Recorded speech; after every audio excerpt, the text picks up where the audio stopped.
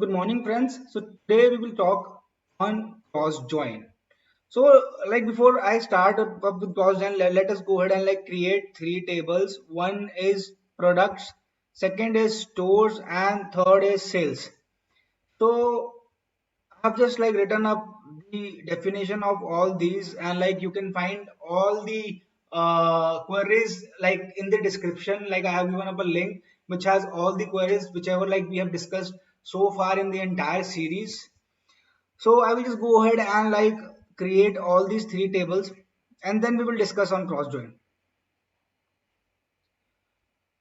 Let's go ahead and first insert values in all these three tables. So I've inserted values in all these three tables.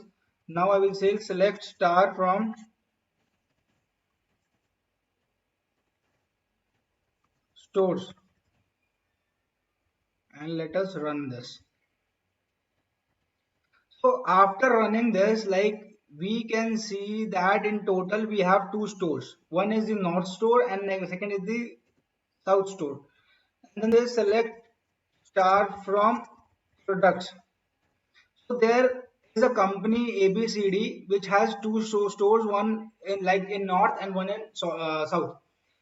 And this store has both the stores have three products: iPhone, iPad, and MacBook. And the price of the product has also been given over here, which is 699, 599, and 1299. Now, where exactly cross join comes into picture? Now, when we see these two tables, I will just go ahead and run both the queries together. So, see both of these tables. The one table have the store names, and the second table have the products. So, the thing, the point which I want to mention over here is all the stores will have all the products. When we say all the stores have all the products, this is where something like cross join come into picture. So how we will mention? So what is cross join? First row of this table will be mapped up with all the rows of this table 1, 2, and 3. Similarly, the second row of this table will be mapped up with all the rows of this table. So for example, we will say select star from stores, comma, products, and let us run this.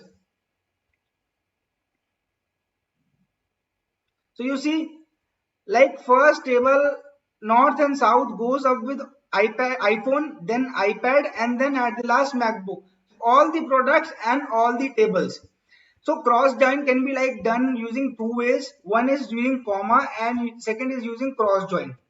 So these are the two ways by which we can do cross join either in MySQL or on Microsoft SQL. Like both of the and the second point is the cross join does not have any condition. Like in left join, right join, and inner join, we had it after putting upon the join, we were having on statement or using statement, right? If you go back and see the previous chapters, but cross join does not have the on or using statement, because what exactly this means is it is giving all the stores all the product, it is giving you the Cartesian products.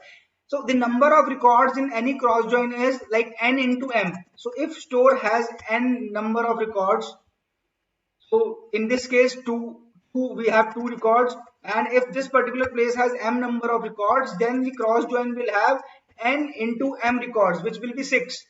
So here this 1, 2, 3, 4, 5, 6 records, right? So n into m is something which a cross join will always have.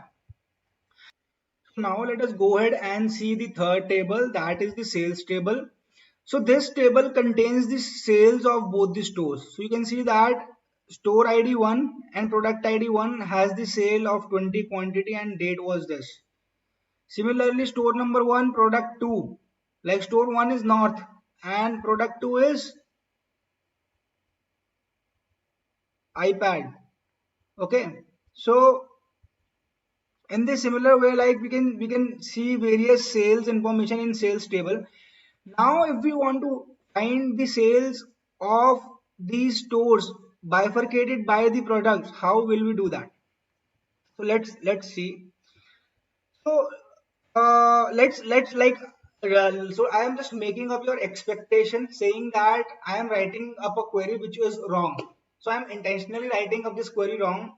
Let us see what happens. So I have already like written it before, and I am just copy pasting it. So if I just go ahead and run this query, so it gives me something like this. And if we see over here that the South, which is like the second store, has MacBook Pro and it gives the revenue for 84,435. But if we look at the sales table over here, then the second store does not have the third product. Only the first store has the third product. So this is giving me the wrong picture. So where I am getting wrong? So whenever we are working on joins, so it is always advisable to make sure that you use cross joins, left join, right join, and inner join very cautiously. And you need to make sure that you give a dry run on each one of them. So what exactly is happening? Select star from stores, comma products, right? So let us run this.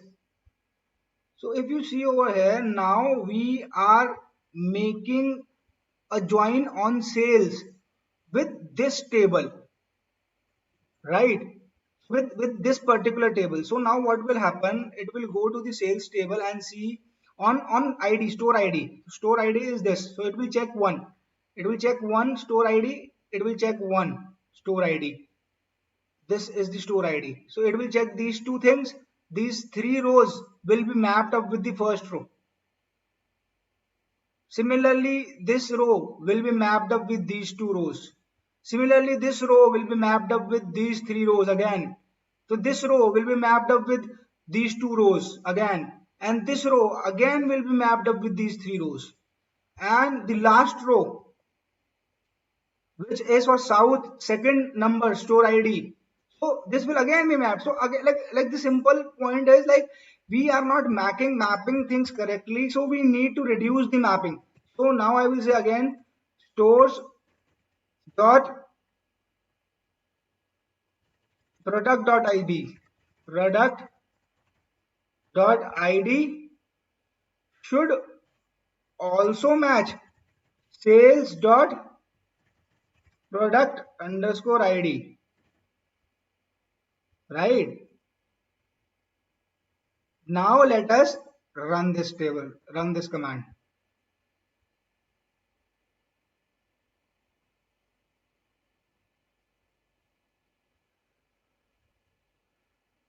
So in product tables, we have products. This is products table, not product table. Let us now run this command. So if we run this command now 1, 2, 3, 4, 5, now this gives us the right picture. You see, now this gives us the right picture, but the south, if we see the south particular statement over here, it does not have MacBook Pro, which should be which should be given as like zero like amount. So we will just do the left join, and now I will run it. So now we can see that the left MacBook Pro is null. So to give it a better like, so this is saying that round. So just again after rounding it, check null. If null, so this is another check which we are making and saying that if it is null, then please mark it at 0. So rather than giving it to be null, then it will give it to be 0, which like looks more good. So now it gives 0, right, rather than null. So what mistake we had in this statement? We were missing up a and clause. So we were not mapping it correctly. So it is very important for us to make sure that we map things very correctly while using up the joins. So this brings this lesson to the close, and in the next lesson we will be studying about self join. Please do like and subscribe the channel.